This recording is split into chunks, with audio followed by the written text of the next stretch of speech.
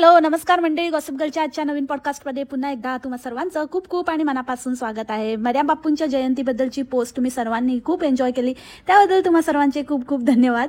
आणि आज आपण बन्या बापूंच्या जयंतीबद्दल थोडंसं डिस्कशन पण करणार आहोत. पण आधीचे एक दोन जे पॉईंट आपल्याला क्लिअर करायचे आहेत त्याच्यावरती आधी आपण थोडं बोलून घेऊया आणि सुरू करूया आजच्या पॉडकास्टला. दया दरवाजा तोड दो दया. बोंबडे, मी तुला जी गोष्ट नाही करायला सांगितली तीच तू करतेस ना. तुला सांगितलेलं ते तुझं कसलं ते ब्लोचं रुटीन वगैरे काही दाखवू नको, काही गरज नाही आहे, असला ब्लो नको आहे आम्हाला. आणि सिरियसली मला एक गोष्ट कळत नाही की हिचा टार्गेटेड ऑडियन्स कोण आहे. म्हणजे असं एक असतो ना, एक आपला ऑडियन्स मिक्स ऑडियन्स असतो किंवा एक पर्टिक्युलर रिजनचा किंवा एका पर्टिक्युलर लेवलचा ऑडियन्स असतो. प्रत्येकाला आपलं ऑडियन्स माहिती असतो की आपल्या ऑडियन्सला काय आवडेल, काय नाही आवडणार, काय कुठली गोष्ट, कुठला कॉन्टेंट ते चांगला रिस्पॉन्ड करतील, कुठल्या कॉन्टेंटला ते लोक त्याचा काहीच त्यांना फायदा नाही आहे. तर हिचा जो ऑडियन्स आहे तो आपल्याला माहिती आहे कुठला आणि कसा आहे, काय लेवलचा आहे. ते लोक कोरियाला जे लोक बुसानला भूतान समजत होते असा हा हिचा ऑडियन्स. ह्यांना ती तिचे so called luxury skin care products दाखवते आहे. आय थिंक लक्झरी वगैरे तर काहीच नाही आहे. रस्ते का माल सस्ते में सेलमधनं उचलून आणते ही गोष्टी. सो ते सेलमधल्या गोष्टी पण त्यांच्यासाठी म्हणजे लक्झरी असेल अशा टाईपचा हिचा ऑडियन्स आहे. आणि ह्या ऑडियन्सला ही असलं काहीतरी दाखवते. आणि तुम्ही कॉमेंट बघाल तर म्हणजे एकदम न्यूट्रल, म्हणजे जे एकदमच नेक्स्ट लेवलचे मंद भक्त असतात ना, त्यांनी कॉमेंट केलेले आहेत की जस्ट एक ताईला बरं वाटावं म्हणून की छान होतं, छान आहेत तुझे प्रॉडक्ट वगैरे. पण ओव्हरऑलच ते प्रॉडक्ट घेतील किंवा त्याच्यामध्ये इंटरेस्टेड आहे किंवा त्या प्रॉडक्टबद्दल जाणून पण घेण्यात त्यांना काही इंटरेस्ट आहे असं अजिबातच वाटलं नाही. पण हिने ते कंटेंट थोपवलं त्यांच्यावरती, कारण का आता ते घेतलंय म्हटल्यावरती आता पैसा वसूल तर त्याचा थोडा झाला पाहिजे, जे की हिच्या एंटायर ट्रिपचाच झालेला नाही आहे. तोच एकदम नेक्स्ट लेवल फ्लॉप गेलेला आहे. सगळ्या गोष्टी, सगळी डिसअपॉइंटमेंट झालेली आहे. पण फुल ना फुलाची पाकळी तर थोडेफार जे ॲटलिस्ट जितकी कमाई पॉसिबल आहे तितकं तरी त्यातनं काढण्याचा ती प्रयत्न करते. सो जोरात हातपाय मारणं चाललं आहे पण काहीच वर्कआउट होत नाही आहे, कारण का नाही वो बात नाही रही बोंबली तुझमे अब. आणि आता खरंच तुझे दिवस आता भरत आले मला असं वाटतं. म्हणजे इकडचे यूट्यूबवरचे DBSवरचे आता काहीतरी दुसरं शोध, आणि कदाचित त्याची जाणीव तुलाही झालेली असेलच. आता तुला लास्ट होप आहे की तुझी आई येणार आहे, तर तुझ्या आईच्या येण्याने जे तुझे भक्तगण एकदम आतुर आहेत तर ते तेव्हा काहीतरी व्ह्यूज देतील. आणि पण त्यात पण मी तुला आत्ताच सांगून ठेवते की एखादाच पहिला दुसरा एखादा व्हिडिओ व्हायरल जाईल, बस, त्याच्यापेक्षा जास्त नाही. सिमिलरली तुझ्या या ट्रिपच्या केसमध्ये जसं झालं ना तसंच सेम, की पहिला जो व्हिडिओ आहे तो जाईल व्हायरल, पण नंतर मग पहिले पाडे 55 तसंच होणार आहे. इवन तू हाचं पण बघशील तर तुला अंदाजा येईल की पहिले जेव्हा तिचे सासू सासरे आले तेव्हा त्या व्हिडिओला किती व्ह्यूज आहेत आणि त्यानंतरच्या व्हिडिओला किती व्ह्यूज आहेत, त्याच्यानंतरच्या व्हिडिओजला किती व्ह्यूज आहेत. तर स्लोली अँड स्टेडीली लोकांना कळल्यानंतर की तुम्ही त्यांना उल्लू बनवताय, ठग लाईफ आहे तुमची, आणि तुम्ही काही फालतू दाखवून किंवा काहीच न दाखवून त्यांना काहीतरी गाजर दाखवून लिटरली व्ह्यूज कमवताय, त्यांची फसवणूक करताय, हे त्यांना आता हळूहळू रिअलाईज होऊ लागलंय. सो पहिल्यांदा कसं माणसाला नसतं माहिती, तर एखादं व्यक्ती देते व्ह्यू आणि नंतर मग जसं जसं समजत जातं, रियालिटी हिट करते, तसं तसं मग व्ह्यूज ड्रॉप होतात. तशीच केस तुझ्या बाबतीत पण होईल असा माझा अंदाज आहे. बघूया आता माझा अंदाज खरा ठरतो की नाही. आणि सेकंडली मला ही गोष्ट सांगायची होती की जनरली हे असंच असतं, DBSचा ना एक सर्टन टाईम पिरियड असतो, त्याच्यानंतर इव्हेंच्युअली कितीही कोणीही असू दे थोड्याफार प्रमाणामध्ये व्ह्यूज घसरतातच. थोड्याफार नाही, ड्रास्टिकली घसरतात. कारण का हा कंटेंट तुम्ही किती वेळ चालवणार, राईट? किती तेच 1 वर्ष रिपिटेटिव्ह होऊ शकतं, 2 वर्ष, 3 वर्ष, मॅक्सिमम 4 वर्ष, त्याच्यावर शक्यच नाही. त्याच्यानंतर लोक पण कंटाळतात, मोनोटोनस होतं. तुमची पण चूक नसते, कारण का तेच तुमचं कॉन्टेंट असल्यामुळे तुम्ही कितीही म्हणालात की आम्हाला काही कमी नाही आहे, आम्हाला दैनंदिन, पण तुमचं दैनंदिन जीवन बघण्याचाच लोकांना कंटाळा येतो. कारण दैनंदिन जीवनामध्ये काय वेगळं घडणार आहे ना दर दिवशी दरवर्षी. तर त्यामुळे तेच तेच तेच तेच तेच तेच बघून मग लोकही कंटाळतात आणि इव्हेंच्युअली ड्रॉप होतं. असं मी खूप लोकांचं नोटीस केलं आहे. फॉर एक्झाम्पल द्यायचं झालं तर हिंदीमधलं पण आपण बघू शकतो. हिंदीमध्ये कितीतरी असेच DBS हिंदीवाले होते. ती एक मॉम ऑन ड्युटी एक आहे, तर तिचं पण पहिलेचे तुम्ही जर व्हिडिओ बघितले तर लिटरली मिलियन्स लाखामध्ये व्ह्यूज आहेत. आणि आता बघितलं तर हार्डली हजारांमध्ये, लाईक 4,000, 5,000, 7,000 असे व्ह्यूज आहेत. तर तेच आहे की तिने पण पंचवार्षिक योजना ट्राय केली, पण त्याला पण लोक आता जास्त रिस्पॉन्ड करत नाही आहेत. तर त्याच्यावरूनच कळतं की एक टाईम पिरियड असतो, प्रत्येक गोष्टीचा असतो रादर, पण DBS वाल्यांचा जास्त करून खूप लवकर येतं, कारण त्यांच्याकडे नवीन देण्यासारखं काही नसतं एव्हरी टाईम. कारण तीच लाईफ, आता तुम्ही नवरा तर नाही बदलू शकत, मुलं तर नाही बदलू शकत, बायको तर नाही बदलू शकत ना.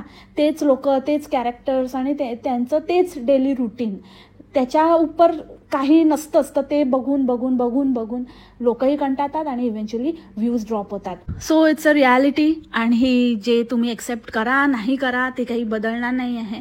सत्य आहे ते सत्यच आहे, आणि सत्य हे नेहमी कटू असतं.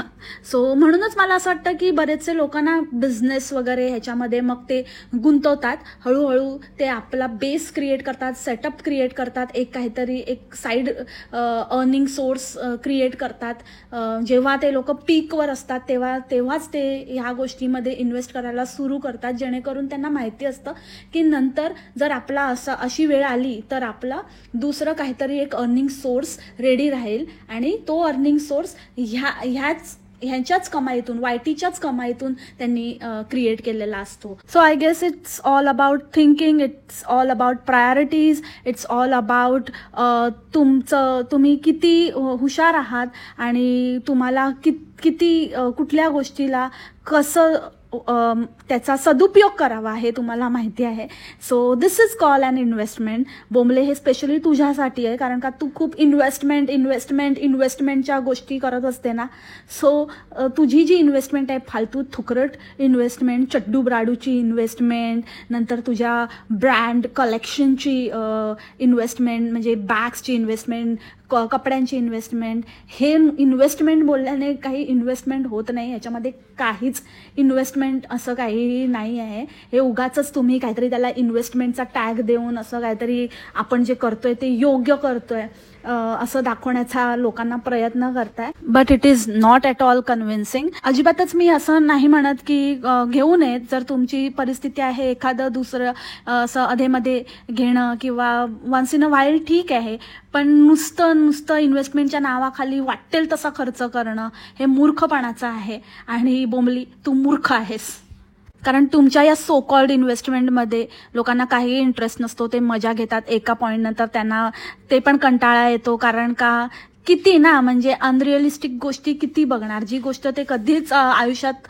नाही घेऊ शकत ती गोष्ट दुसऱ्याकडे किती वेळा दुसऱ्याला घेताना बघणार. कधीतरी माणूस कंटाळतो, कधीतरी माणसाला असं वाटतं की नको, हे मला पॉझिटिव्हिटी द्यायच्याऐवजी नेगेटिव्हिटी जास्त देते आणि कुठेतरी मला छान फील नाही होत आहे.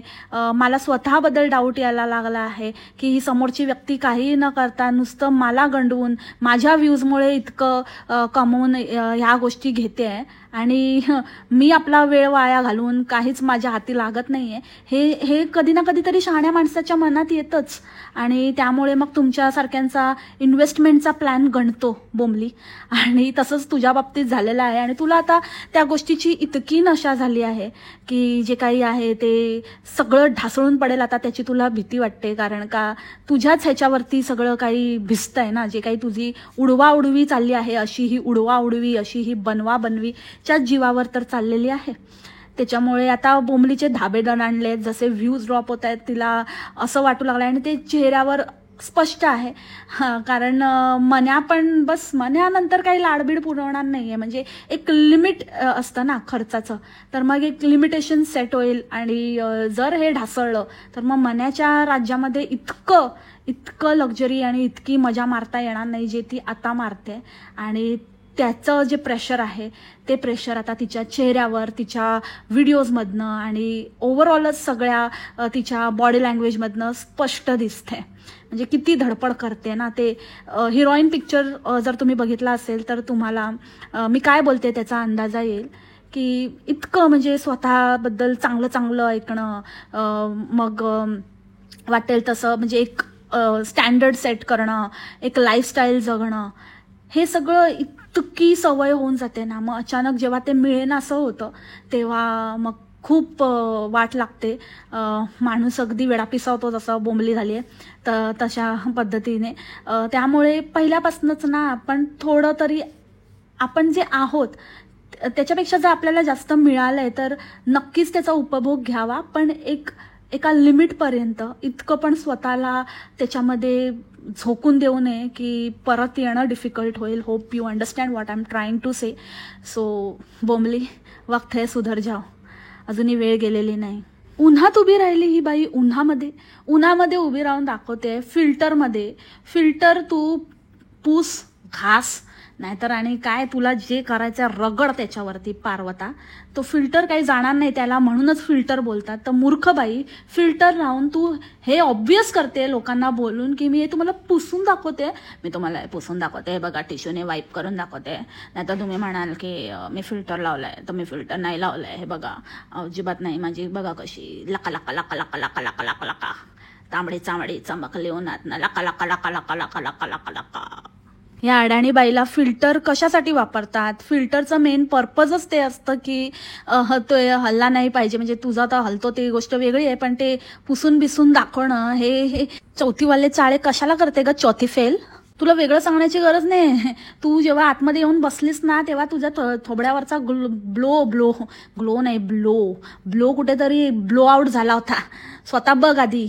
आणि ते केसाचं तर काय केलंय काय माहिती. ते केसाला काय एवढी मोठी थोबड्याची कोरियन ते सांगते चोरियन ट्रीटमेंट, आणि तिकडचं केसाचं काय केलं होतं ते एवढं मोठी भांग झालाय तुझा. ते बन्या बापूच्या जयंतीच्या दिवशी केक कापताना बघा हिचा एवढं 2 बोटं राहतील एवढा मोठा भांग फाकतच चाललाय हिच्या तंगड्यासारखा. क्वॅक क्वॅक क्वॅक क्वॅक. आणि लिप स्क्रब, लिप तसे स्क्रब करायचे म्हणजे मग ते सॉफ्ट. आणि अरे आता म्हणजे माहिती आहे तुला लहानपणापासून सवय आहे स्क्रब वापरायची लिप्सना. दिसतात ते एकदम, कलर पण घेतलाय एकदम. मिसरीवाले कुठे निघाले लावून मिसरी, काळी राखाडी पागल करतात तुझे मिसरीवाले ओठ. वक्त की बात आहे बाबा. आता मिसरी घासणार आहे, आता लिप स्क्रब वगैरे घासायला लागले. मिसरी फ्लेवर आहे का ग? मिळतो का तिथे चोरियाला? बापरे, या भगतपुरीच्या भगोडीला बापरे, एवढं हिला एजिंग आणि माझं असं मग फाईन लाईन्स आणि हे येतील आणि ते येतील. इतकी म्हणजे ही काय समजते की काय? ही काय फुंदराची डेब्युटंट आहे की काय? मला तर फुल प्लॅनिंग वाटतं हिचं. लवकरच ही खाच फुंदराच्या मूवीमध्ये आपल्याला दिसणार आहे. ती उन्हामध्ये उभी राहून असं ते काय ते ओठाला काय चोळलं होतं आणि ते काय वॅसलिन लावून असं कसं ओठाचं करून असं दाखवत होती. तेव्हा जसे लुक देत होती ना त्याच्यावरून तर एकदम म्हणजे एकदम फर्स्ट लुक टेस्ट क्लिअर होऊन जाईल हिची. खाच फुंदराच्या याच्यात आम्ही ना जसे आहोत, जसं आमचं एज होईल ना, we would love to age gracefully. So आम्हाला ह्या सगळ्या गोष्टींचे टेन्शन नाही आहे आणि आमचं जे प्रेम आहे ना ते अबाधित राहणार आहे. असं कुठल्या अशा थुकरट गोष्टींमुळे काही चेंज नाही होत आहे की बाबा असं झालं. म्हणजे स्वतःसाठी एक चांगलं दिसणं एका लिमिटपर्यंत त्याच्यासाठी प्रयत्न करणं एक वेगळी गोष्ट आहे, पण हे एवढं काहीतरी असं अट्टाहास नाही आहे आम्हाला कुठल्याही गोष्टीचा की असंच काय केलं पाहिजे आणि दुनियाभरचे प्रॉडक्ट लावा, ट्रीटमेंट करा, हे करा ते करा, तरी पण माकड दिसणं ते म्हणजे कावळा तर कावळाच राहणार आहे ना, तो राजहंस तर होणार नाही आहे. तोंड उघडलं की कळतच आहे. बन्या बापूला असले तसले शौक आहेत का? ते माहिती नाही बाबा. आता बन्या बापूसाठी असावं, कारण ही जे काही करते जीवाचा आटापिटा तर त्या बन्या बापूसाठी करते. कोणीतरी आपल्याच ताईंनी कमेंट केली होती ना की बाबा तिचं तिकीट टू फ्लक्झमबर्ग आहे तो बन्या, तिकीट टू ट्रिप्स आहे तो बन्या, तिकीट टू लक्झरी ब्रँड्स आहे तो बन्या. तर बन्यासाठी म्हणजे अशी जर काही बन्याची हिडन फॅन्टसी असेल तर मग थोडं प्रयत्न तर करायलाच हवे ना. आता बन्या माझ्यासाठी एवढं करतो तर मग मला त्याच्यासाठी थोडंफार तर करायलाच पाहिजे ना. आता मला कुकिंग चांगलं येतं तर मग मी ते देण्याचा प्रयत्न करते. आणि जे देण्यासारखं आहे माझ्याकडनं, जे मी चांगलं देऊ शकते त्याचा मी जास्तीत जास्त प्रयत्न करते. कारण बन्याची फेवरेट हिरोईन आहे ते एक खाजफुंदराच्या याच्यामध्ये असते, तर तिच्यासारखं दिसण्याचा प्रयत्न करते. आता तिला तर मी आणून देऊ शकत नाही, तर तिच्यासारखा दिसण्याचा तरी प्रयत्न नक्कीच करू शकते मी बन्यासाठी. आणि तुम्ही माझे रील बघितले का? एक नंबर माझं ढुंगण आणि चाल पेंग्विन सारखी आहे, किती सुंदर माझी सस्ती पिंपल, जे पाहिजे ते घे, take it take it take it take it take it. आणि ते कपड्यांचं पण तुम्ही बघितलंच बाबा. मी सांगितलं होतं हिला, बोंबले तुला मी सांगितलं होतं की नाही इतक्यात दाखवू नकोस, पण तरी पण तू लगेचच दाखवलंस. कारण का द्यायचं असतील ना परत कपडे. हा बा, म्हणजे झालं असेल आता 1 महिन्याच्या वर, म्हणजे थोडेफार देऊन पण टाकले असतील, थोडेफार आपल्याला दाखवते आता. आणि राहिला प्रश्न ते झराचा, तर मी ती कम्युनिटी टाकली होती, त्याच्यामध्ये बऱ्याचपैकी आपलं डिस्कस झालं आहे बऱ्यापैकी. आणि आपण ती पण कम्युनिटी खूप एन्जॉय केली, आणि ॲटलिस्ट मी तरी केली. कधी कधी छान वाटतं असं कम्युनिटीमध्ये, आणि आपलं जे बोलणं चालणं आणि जे काही आपण विचारांची आपली देवाणघेवाण होते, आणि त्याच्यामध्ये पण इतके फनी कॉमेंट्स असतात ना. म्हणजे इतका हिचं पॉडकास्ट आणि त्या पॉडकास्टच्या खालचे कॉमेंट, हिच्या रिलेटेड कम्युनिटी आणि त्या कम्युनिटीचे कॉमेंट्स वगैरे, बापरे त्याला तोड नाही. म्हणजे खरंच नेक्स्ट लेवल. आणि इतकी भारी आहेत ना आपली मंडळी, एकच नंबर. आणि सगळे तर आजकाल एकदम कामाला लागले आहेत बाबा. आता मी ना पुढे एक डायलॉग सांगणार आहे, त्यांनी एक मला कॉमेंट आलेली त्यातला, इतकं फनी आहे ना आणि इतकं रिलेटेबल आहे ना खरंच. म्हणजे इतक्या लोकांचं पण मला कधी कधी वाटतं की माझ्याशी जे जोडले गेले आहेत त्यांचं पण विचारसरणी म्हणा, किंवा त्यांच्यामध्ये पण तो एक विटीनेस आहे, एक कॉमिक सेन्स आहे. आणि खऱ्या अर्थी जे मी बोलते, जे मी करते, जे माझं काम आहे तेच लोक अप्रिशिएट करतील, ज्यांना याची जाणीव आहे, ज्यांना हे ज्ञात आहे. आणि थोडंफार ते माझ्यासारखे आहेत, खट्याळ आहेत, खोडकर आहेत, ते डेफिनेटली तेच माझ्याशी रिलेट करतात. आणि I am glad to have you all. Seriously काय कपडे, आणि ते कपडे दाखवत होती आणि आपण तर असंच तुक्का मारला होता. आणि ही तर आली बावळट लिटरली कपडे दाखवायला घेऊन, आणि ब्रँड वगैरे दाखवते, आणि बघा मी जोरामधनं. अगं बाई, तो सगळ्यांना माहिती आहे की तिथे कुठल्या प्रकारचे कसे सेल लागतात. आणि क्लिअरन्सचा पण एक असतो, एक न्यू अरायवल असतं. जे न्यू अरायवल असतं ते सगळ्यात महाग कपडे असतात स्टोअरमधले, कुठल्याही स्टोअरमधले. आणि एक सीझन क्लिअरन्स असतो, कधी डिफेक्टिव्ह पीस. म्हणजे त्यांचं कसं असतं मोठ्या ब्रँड्सचं म्हणा, की एक छोटंसं तुमचं छोटं पण इकडे तिकडे त्यांच्या जर कुठलं डिझाईन असेल त्याच्यामध्ये थोडंसं वर खाली झालं, जे कोणाच्या लक्षात पण येत नाही, अशा गोष्टींसाठी पण ते रिजेक्ट करतात पीस. आणि मग तो थोड्या नाही बऱ्याच कमी किमतीमध्ये विकला जातो. त्याच्यानंतर इकडे एक BBC big brand concept sale म्हणून पण एक लागतो, त्याच्यामध्ये पण लिटरली असे कपडे असतात सगळे, म्हणजे जे रिजेक्टेड पीस असतात. ते खरंच कळतच नाही की का रिजेक्ट केले, तुम्ही शोधून पण तुम्हाला कळणार नाही. पण मे बी ते डिझायनरचं किंवा जे हे होत असेल, स्क्रुटिनी होत असेल, प्रत्येक असतं ना एक डिपार्टमेंट असतं, ते सगळं प्रॉडक्ट बरोबर अप टू द मार्क आहे की नाही ते चेक करतं, क्वालिटी चेक आपण ज्याला म्हणतो. तर त्याच्यामध्ये रिजेक्ट होतं, आणि मग तो असं सेलमध्ये किंवा ह्याच्यामध्ये बाहेर काढला जातो. त्याच्यावर ब्रँडचं नाव असतं. आणि लिटरली म्हणजे जर मी दिराम्समध्ये सांगते, जर समजा ती गोष्ट 120 वगैरे दिरामची असेल तर ती तुम्हाला लिटरली 30-40 दिरामपर्यंत मिळून जाते. आणि काही काय असतात जे सिंगल पीसेस असतात, म्हणजे त्याच्यामध्ये एकच पीस अवेलेबल असतो आणि त्याच्यामध्ये तुम्हाला सायझेस वगैरे काही जास्त व्हरायटी नसते. जर ती साईज तुम्हाला सूट होत असेल, ती साईज तुमची असेल आणि तो पीस व्यवस्थित तुम्हाला फिट येत असेल तर तुम्ही तो घेऊ शकता. असं बऱ्याच वेळेला होतं की आपण त्यांना विचारतो की ह्याच्यामध्ये आहे का दुसरी साईज, मला मीडियम पाहिजे तर आहे का, तर ते बोलतात की नाही याच्यामध्ये अवेलेबल नाही आहे, याच्यामध्ये फक्त स्मॉलच अवेलेबल आहे. आणि मग आपल्याला ते सोडून द्यावं लागतं, कारण का ते स्वस्तात काढलेले असतात आणि एखादाच पीस उरलेला असतो. सो अशा बऱ्याचशा गोष्टी असतात, व्हेरियस रिझन असतात ज्याच्यामध्ये तुम्हाला स्वस्तामध्ये ब्रँडेड गोष्टी मिळू शकतात. That is not a first copy, that is from original brand, पण काही छोट्या मोठ्या कारणांमुळे त्या वस्तू ते लोक स्वस्तात काढतात.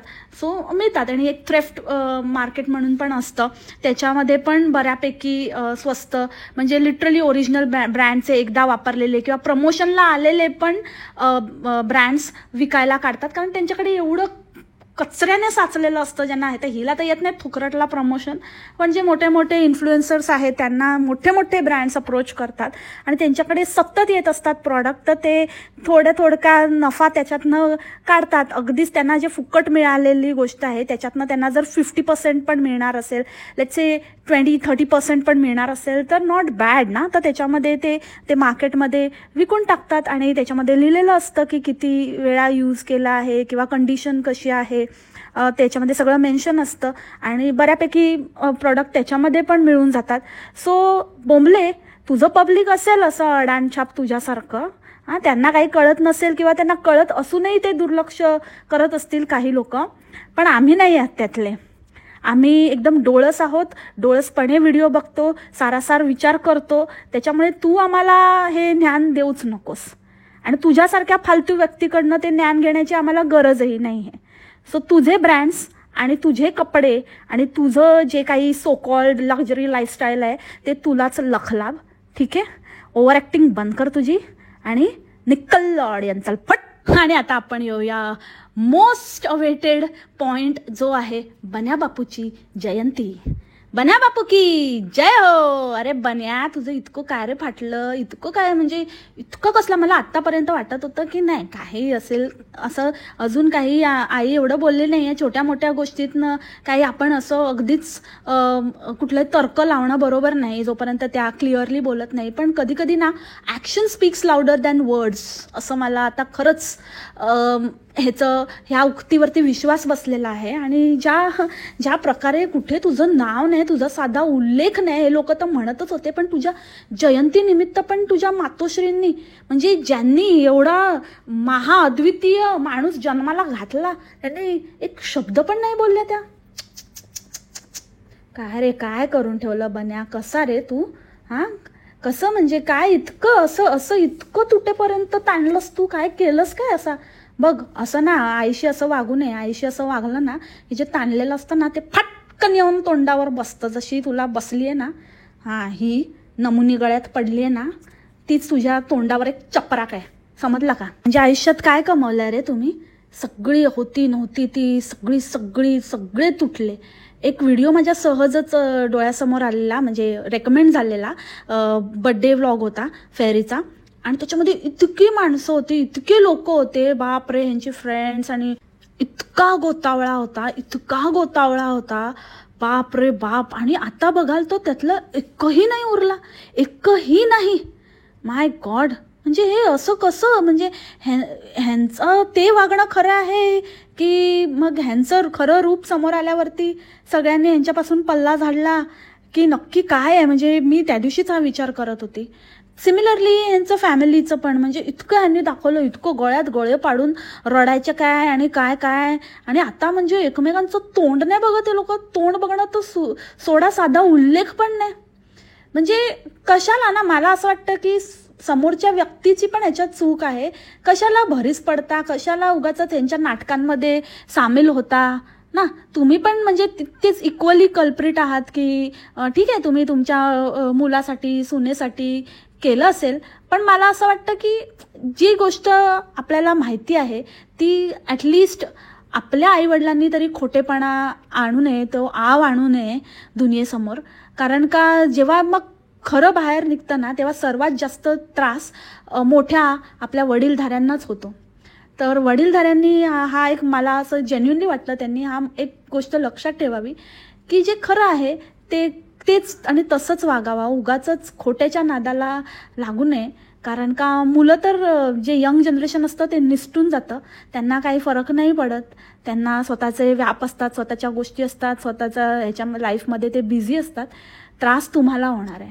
तेव्हा पहिल्यापासूनच ह्या ट्रॅपमध्ये, ह्या फालतूगिरीमध्ये इन्व्हॉल्व होण्याआधीच विचार करा असं मला जेन्युइनली वाटतं.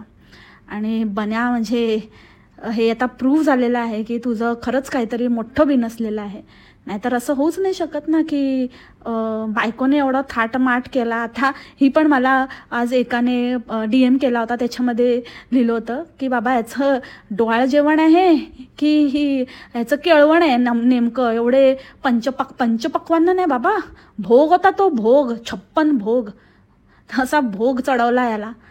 तर एवढं बायकोने केलं तर आईने एका शब्दाने म्हणजे करणं काही स्पेशल ती तर गोष्ट वेगळीच, पण एका शब्दाने शुभेच्छा पण नाही दिल्या. ह्यातच सगळं आलं बन्या, तुझी कमाई आली ह्याच्यात. आणि साधं तुला SPD नाही माहिती म्हणजे इतकं तुम्ही किती फेक आणि किती लोकांशी फेक जवळीक साधण्याचा प्रयत्न. आणि आमचं पुणे म्हणे, तुमचं कधीपासून झालं बाबा पुणेकर, बघा तुमच्या गळ्यात पडायला लागले लोक. पाहिजे का तुम्हाला असले लोक?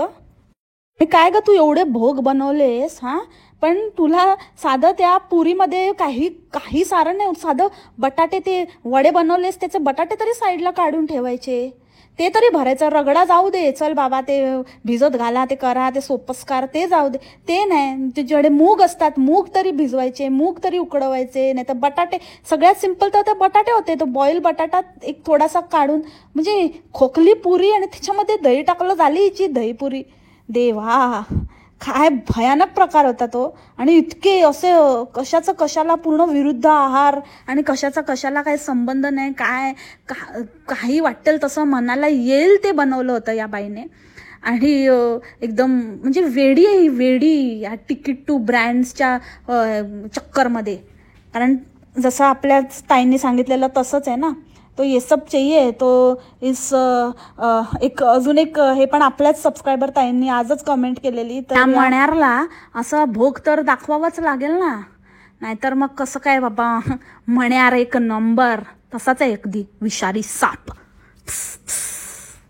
आणि आजच बाबा त्याचं हेल्थचे 12 वाजवायचे. म्हणजे आपण बड्डेच्या दिवशी आपल्या उदंड आयुष्याची आणि आरोग्यदायी जीवनाची आपण मनोकामना करतो, पण हिचं काहीतरी भलतंच आहे. म्हणजे मनोकामना करणं वेगळी गोष्ट आहे, पण ते ताटात तसं काही दिसत नव्हतं. असं वाटत होतं की बापरे, आजच जाऊ दे, आता बोलली असती तर काय बोलायचं नाही, मला समजून जा मंडळी तुम्ही. आणि दुसरी गोष्ट म्हणजे ते सगळं झाल्यानंतर, जेवण वगैरे सगळं बनवून झाल्यानंतर मण्याचं ऑक्शन होणार होतं. ऐकलं का तुम्ही? हाँ, सबसे पहले बोली मैं लगाऊंगी, मण्या के ऑक्शन के लिए 1 रुपया भी नाही. चल पट. औक्षण असतं ग बोंबले, ऑक्शन कसलं करते त्याचं कोण फुकटात पण घेणार नाही त्याला, तुलाच ठेव त्याला. अरे सॉरी हां, असं जयंतीच्या दिवशी असं बोलायचं नसतं. सॉरी मन्या, फुकटात नाही. मी लावली ना बोली 1 रुपया. मंडळी नेक्स्ट 1 रुपया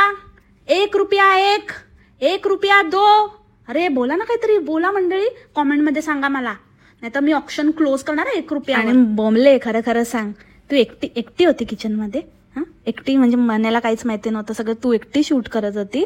लबाड. हां, झूम इन झूम आउट सगळं असं एका हाताने तळते आणि दुसऱ्या हाताने म्हणजे कॅमेरा फुल कढईत पडण्याच्या तयारीत एका हातात पकडलेला का? हां, की स्टँडला लावला की आपोआप झूम आउट होतो. हां, कुठे अँगल मारतो. चल हवे. आणि तिथे केक आणायला पण कशी गेलेली? हां, मण्याला सरप्राईज होतं का? सरप्राईज केक शॉपमध्ये जाऊन मी कांदे बटाटे घेऊन येते असं सांगून मण्याला घेऊन गेलेली गाडीने. हां, का लायसन्स मिळालं तुला? स्वतः गेलेली ड्राईव्ह करून आली मोठी. फेकायचं ना, लायकीत फेकत जा, समजलं ना. नंतर मग बोलले की बोलेगा की बोलताय, मिरच्या झोमताय तुमको, बुडाला आग लागतीये बर्नॉल लगाते. आणि शेवटी पच्चे पच्चे पच्चे पच्चे. त्याच्याशिवाय तर बर्थडे इनकम्प्लीट होता ना, जयंती इनकम्प्लीट होती. तर त्याच्यामुळे एंडिंगला बोमलीने ते साऊंड काढून शेवटी ब्लॉगची सांगता केली. तसंच मी पण तोच साऊंड काढून आपल्या पॉडकास्टची सांगता करणार आहे. आपल्याला करावंच लागतं थोडं, म्हणजे मी मनापासून केलं. ते माझ्यासाठी एवढं काही करतात, आपल्यासाठी करतात, तर आपलं पण काम आहे की आपण त्यांना जितकं शक्य आहे तेवढं केलंच पाहिजे. म्हणजे जेवायला म्हणते मी, बाकी पण प्रयत्न मी करतच असते. त्यांना जे आवडतं ते करण्याचा प्रयत्न करते माझ्याकडनं जितकं होईल तितकं. आणि जसं की आपलं इन्व्हेस्टमेंट वाया नाही गेलं पाहिजे, म्हणून मग मी ते आता स्वतःच प्रूव्ह करते. आता व्ह्यूजमधनं तर मी नाही आणू शकत जे पैसे गेलेत ते. तर आता प्रोडक्ट वापरून आणि तुम्हाला गंडवून थोडं व्ह्यूजमधनं काय होतं का बघते. तर म्हणजे ते ट्रिप तर फ्लॉप गेली, त्याच्यामुळे तर काही झालं नाही. पण आता बघूया, मी ट्राय करते. मी ट्राय करते. मला माफ कर मन्या, पण मी खूप ट्राय करते आहे. आणि ब्लो दाखवून पूर्ण बघते मी कसं काय जमतंय ते. मी नक्की ते जे काही हे केलं आहे ते मी कन्व्हिन्स करण्याचा स्वतःला प्रयत्न करते आहे. जो खर्च केला आहे तो इन्व्हेस्टमेंट म्हणजे वर्थ आहे. तर मन्या आज तू खा आणि झोप एकदाचा, जास्त विचार नको करू. जे झालं गेलं गंगेला मिळालं. ते गंगा आहे ना, आपण गेलेलो आरतीला, तर त्याला मिळालं असं समजून जा. आणि मी तुझ्यासाठी एवढं केलं आहे ते कबूल कर. जहापना तोहफा कबूल करो, तोहफा कबूल करो, तोहफा कबूल करो. दया दरवाजा बंद करो.